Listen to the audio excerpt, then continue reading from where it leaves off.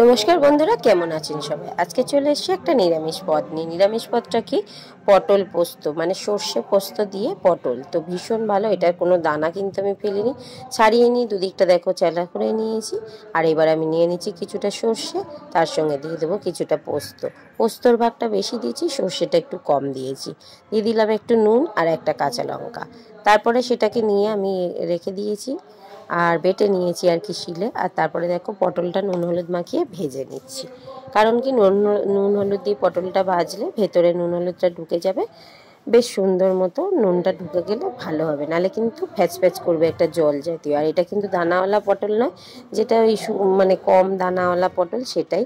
আর তাই পটলের দানাগুলো না বার করলেও চলবে।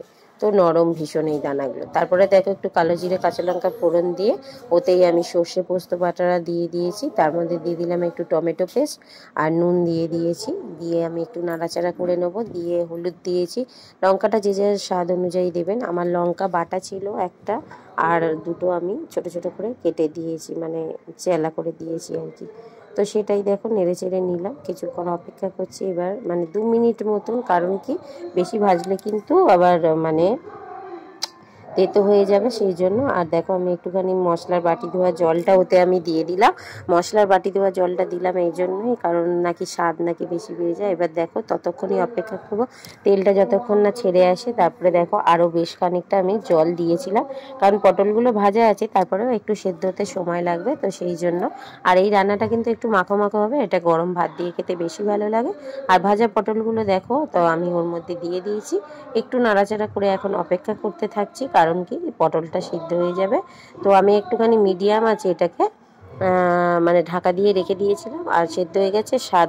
স্বাদের জন্য অল্প একটু 4-5 দানা চিনি আমি দিয়েছিলাম, বেশি নয়, 2-4টে, কারণ পরিমাণটা তো ভীষণ অল্প। আর নুনটা ভীষণ কেয়ারফুলি দিতে হবে, কারণ পটলেও নুন দেওয়া ছিল আর সর্ষে বাটাতেও নুন দেওয়া ছিল, তাই খুব কম নুনটা দিতে হবে। আর চিনিটা দিলে ব্যালেন্সটা এসে যায়, সেই জন্য চিনিটা দেওয়া। আর এই খাবারটা না ভীষণ ভীষণ সুন্দর, সত্যি সত্যি ভাত খাওয়া হয়ে যায় একতলা।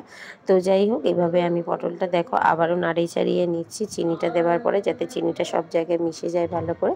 তো সেভাবেই, তো সেই জন্য দেখো আমার মোটামুটি এখানে রেডি হয়ে গেছে। আর এবার আমি নামাবার ঠিক আগে একটা জিনিস অ্যাড করব, যেটা হচ্ছে সর্ষের তেল। আর এই সর্ষের তেলটা কিন্তু দিতেই হবে। সর্ষে পোস্তর তরকারিতে উপর থেকে যদি কাঁচা তেল ছড়িয়ে দেওয়া যায়, তরকারির স্বাদ কিন্তু দ্বিগুণ হয়ে যায়। তো যে কোনো সর্ষে বাটার তরকারিতে কিন্তু কাঁচা তেল মাছ দিতেই হবে, যে কোনো রান্নাতে। তো চলো, পটল পোস্ত আমার রেডি হয়ে গেছে। কার কেমন লাগলো অবশ্যই লাইক কমেন্ট করে জানিয়ে। তো চলো, টাটা।